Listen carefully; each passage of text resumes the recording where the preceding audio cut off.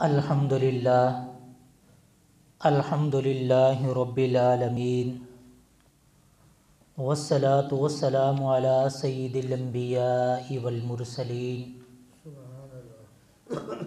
ان اللہ وملائکتہ یصلون علی النبی یا ایہا الذین آمنوا صلوا علیہ وسلموا تسلیما اللہم صل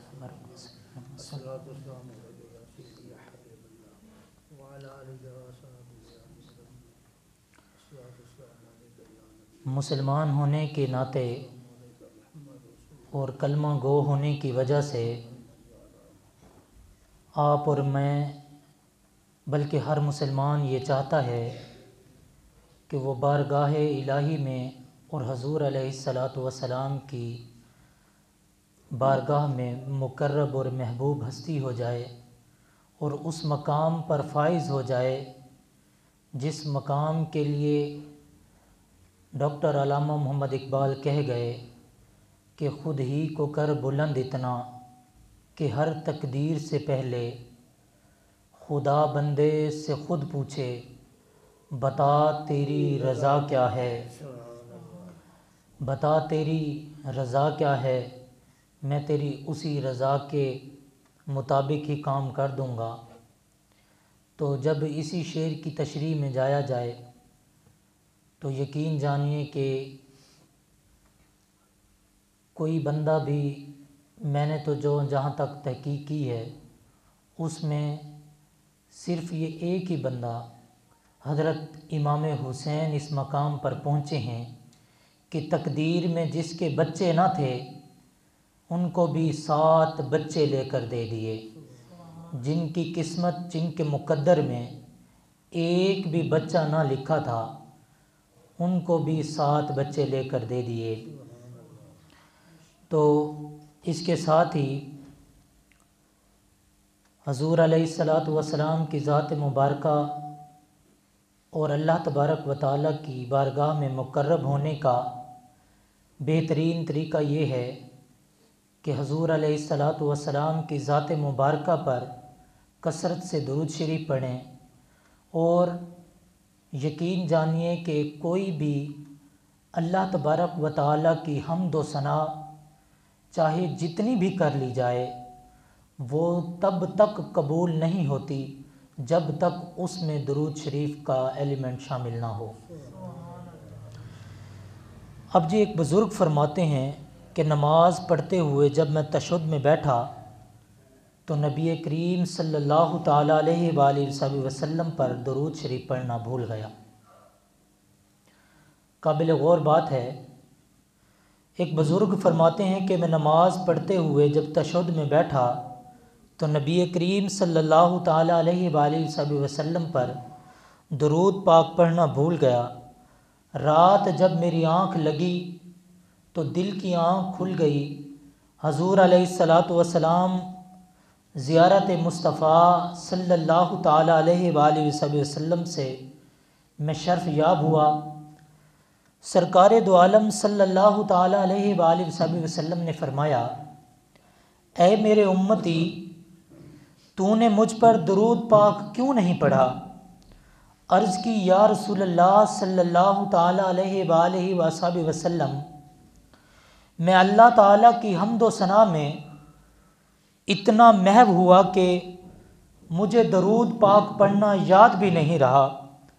یہ سن کر آقا دو جہاں صلی اللہ تعالیٰ علیہ وآلہ وسلم نے فرمایا کہ کیا تو نے میری یہ حدیث نہیں سنی کہ ساری نیکیاں، سب عبادتیں، ساری دعائیں روک دی جاتی ہیں جب تک مجھ پر درود پاک نہ پڑھا جائے۔ سن لے، اگر کوئی بندہ قیامت کے دن دربار الہی میں سارے جہاں کی نیکیاں قیامت کے دن دربار الہی میں لے کر چلا جائے گا، ساری دنیا کی، سارے جہاں کی نیکیاں لے کر دربار الہی میں حاضر ہو جائے گا، لیکن ان نیکیوں میں اگر تو مجھ پر درود شریف نہ ہوا تو وہ تیری نیکیاں کسی کام کی نہیں ہوں گی، بلکہ وہ نیکیاں تجھے دوبارہ تیرے منہ پر مال دی جائیں گی۔ صلو علی الحبیب صلی اللہ تعالی علیہ وسلم، صلی اللہ تعالی علی محمد۔ اسی طرح جب درود شریف کی بات ہو رہی ہے تو کیونکہ ہم سب کا یہ سنیوں کا عقیدہ ہے کہ خشک شاخوں کو وہ تازہ گلاب دیتے ہیں، عہد بیری کو وہ پھر سے شباب دیتے ہیں، پڑھ لے درود غفلت نہ کر، خدا کی قسم وہ اب بھی تیرے درود کا جواب دیتے ہیں، وہ اب بھی تیرے درود کا جواب دیتے ہیں۔ مسلم شریف کی ایک حدیث اور ترمذی شریف کی کتاب المناقب کی ایک حدیث آپ کے سامنے رکھتا ہوں۔ آقا علیہ الصلاۃ والسلام نے فرمایا کہ میں اس پتھر کو آج بھی پہچانتا ہوں، میں اس پتھر کو آج بھی پہچانتا ہوں جو میرے اعلان نبوت سے پہلے بھی جب اس کے پاس سے میں گزرتا تھا وہ پتھر مجھ پر بآواز بلند درود سلام پڑھتا تھا۔ اب دیکھیں مکہ شریف کی وادی میں چلے جائیں تو وہاں پر تو کروڑوں لاکھوں کی تعداد سے پتھر موجود ہیں، لیکن اتنی پیاری اور میٹھی بات کہی پتھر کے لیے، اس پتھر کے لیے ہی کیوں کہی؟ تو فرمایا کہ میں مکے میں ایک پتھر ایسا تھا کہ جس کو میں آج بھی پہچانتا ہوں۔ پہچاننے کی جب سب سے بڑی وجہ پوچھی گئی تو حضور علیہ الصلاۃ والسلام نے فرمایا دیکھیں اب پتھر تو کتنے سارے تھے، مگر قربان نہ جاؤں اس پتھر کے نصیب پر جس پر حضور علیہ الصلاۃ والسلام فرما رہے ہیں کہ میں اس پتھر کو آج بھی پہچانتا ہوں۔ یا رسول اللہ صلی اللہ تعالی علیہ وآلہ وصحبہ وسلم، آپ اس پتھر کو اتنی خصوصیت کے ساتھ کیسے فرما رہے ہیں کہ میں آج بھی اس پتھر کو پہچانتا ہوں؟ کیا وجہ ہے کہ آپ اس کو نہیں بھولے، آپ اس کو اتنا عرصہ گزر جانے کے بعد بھی یاد رکھتے ہیں اور آپ نے اس کو نہیں بھولا؟ یہ وجہ کیا ہے؟ تو فرمایا کہ اس کی وجہ یہ ہے کہ میں نے ابھی اعلان نبوت بھی نہ کیا تھا، وہ پتھر پھر بھی وہ پہلے زمانے کا مجھ پر درود و سلام پڑھتا تھا۔ اب بتانے کی بات یہ ہے اس حدیث مبارکہ سے، یہ میں نے حدیث کتاب المناقب ترمذی شریف کی آپ کو حدیث بیان کی ہے، کوئی ایسے واقعہ نہیں بیان کر دیا، کوئی حکایت نہیں سنا دی، بلکہ میں نے حدیث مبارکہ آپ کے سامنے رکھی ہے کہ حضور علیہ الصلاۃ والسلام فرماتے ہیں کہ میں اس پتھر کو آج تک نہیں بھولا جو پتھر پہلے زمانے سے میری نبوت اعلان نبوت سے پہلے بھی وہ مجھ پر درود و سلام پڑھتا تھا، وہ مجھ کو سلام کرتا تھا۔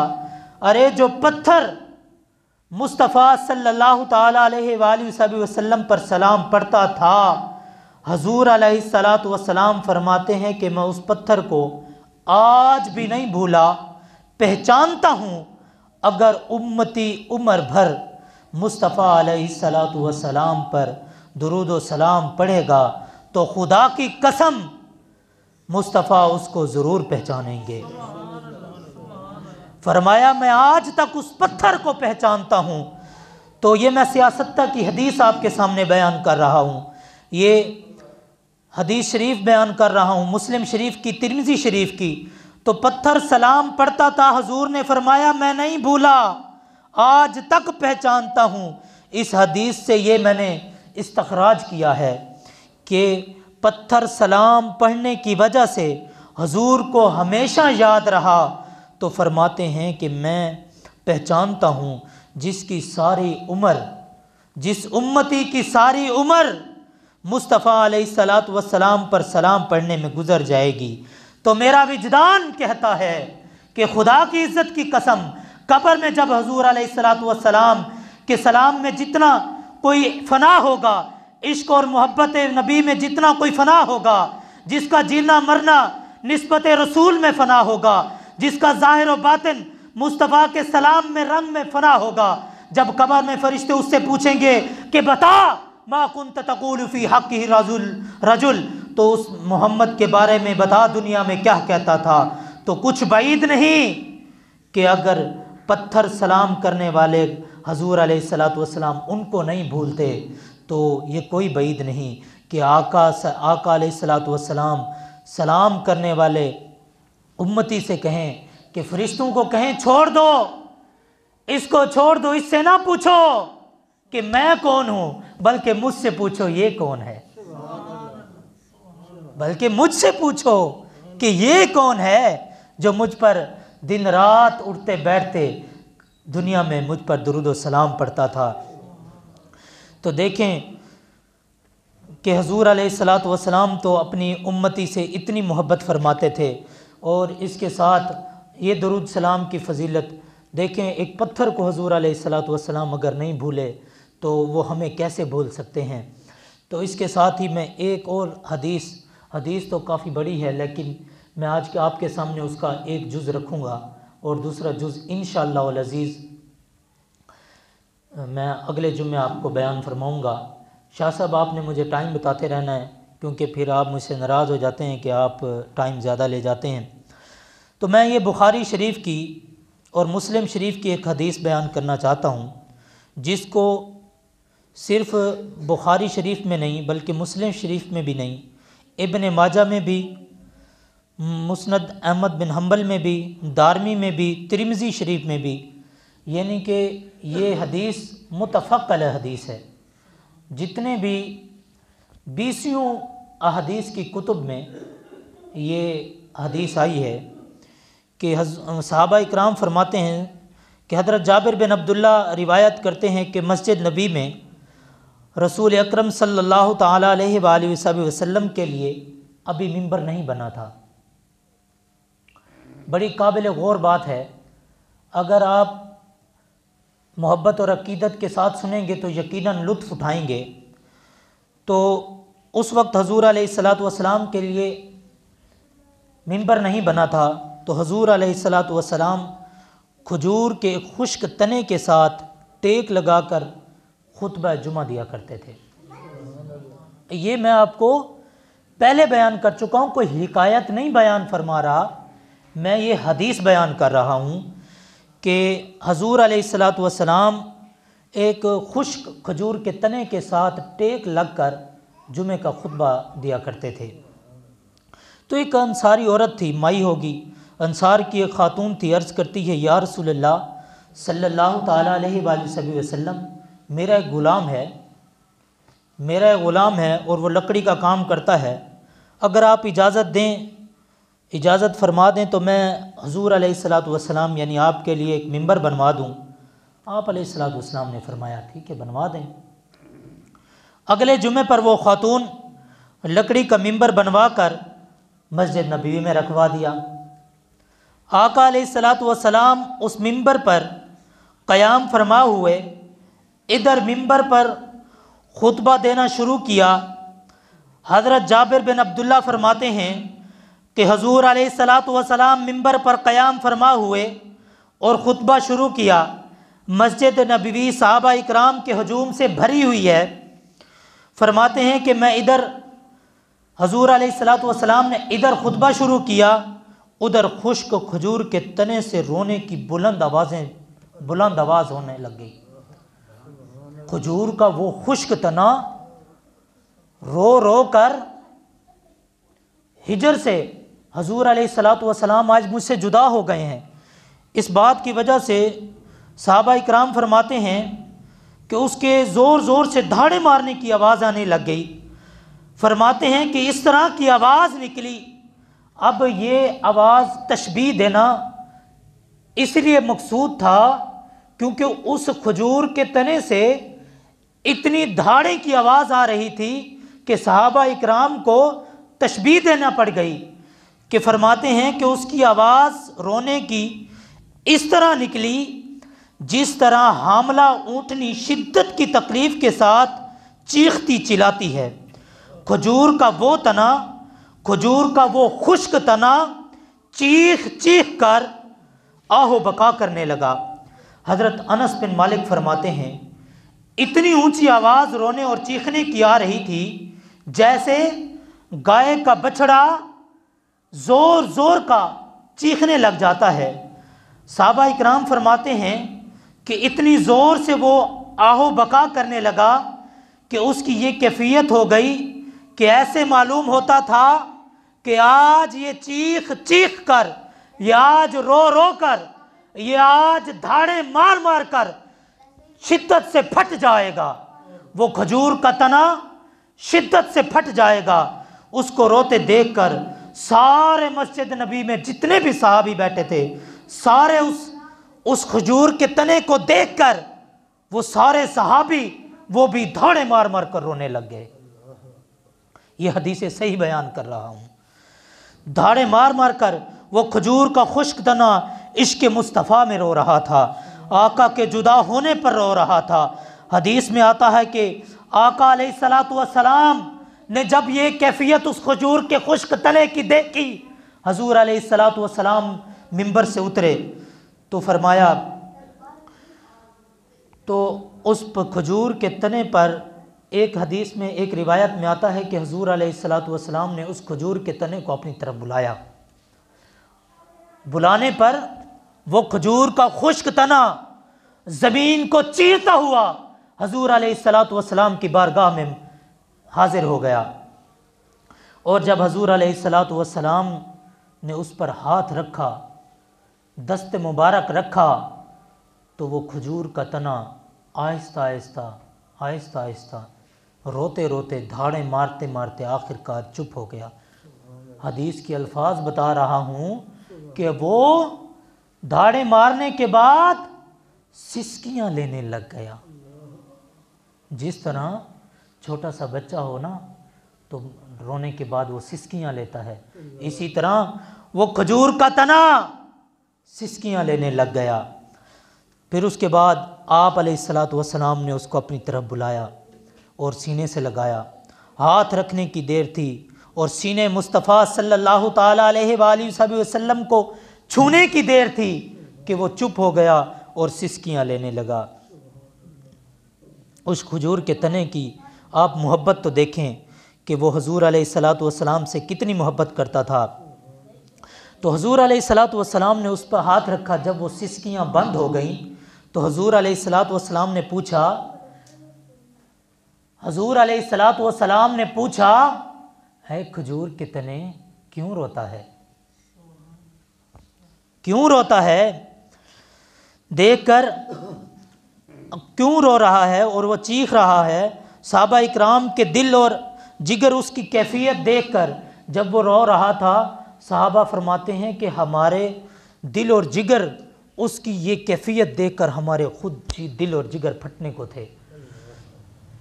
حضور علیہ الصلوۃ والسلام نے اس سے کلام فرمایا کہ حضور علیہ السلام نے اس سے کلام کیا، پوچھا کیا چاہتا ہے؟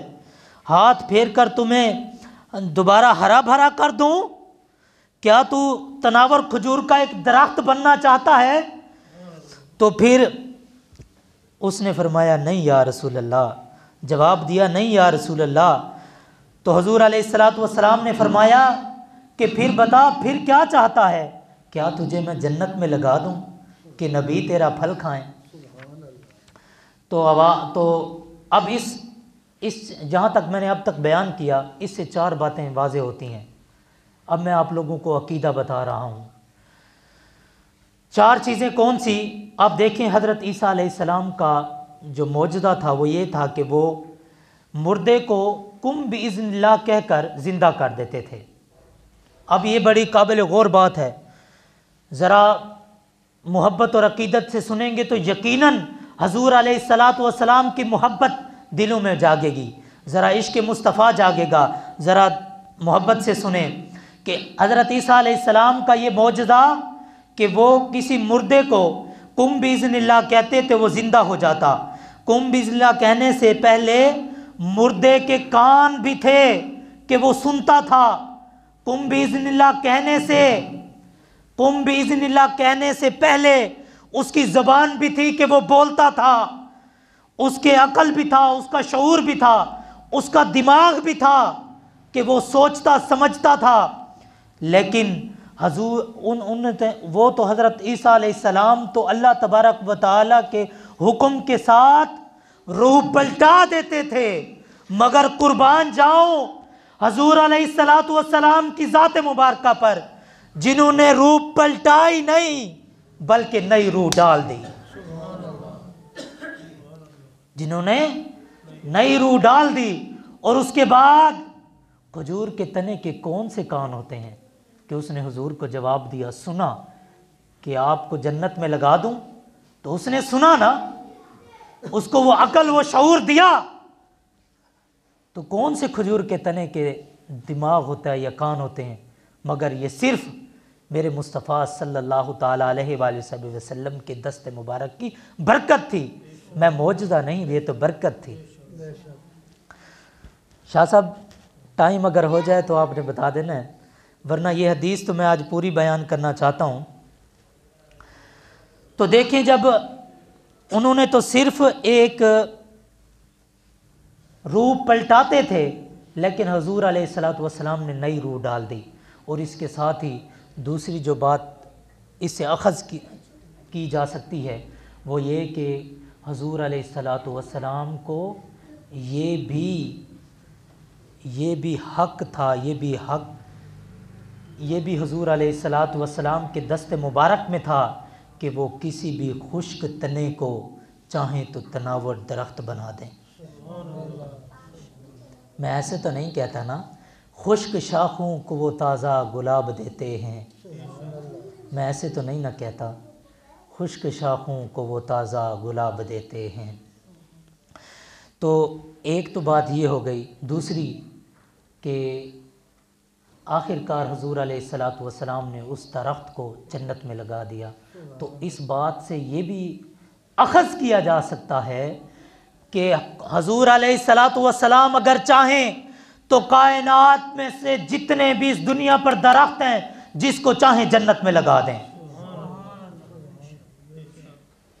جس کو چاہیں جنت میں لگا دیں. اور ایک چھوٹی سی بات تو دیکھیں کہ اس درخت کا عقیدہ تو دیکھیں یار. جس درخت سے حضور علیہ السلام نے پوچھا کہ کیا تجھے تناول درخت بنا دوں، تو اس نے کہا نہیں یا رسول اللہ.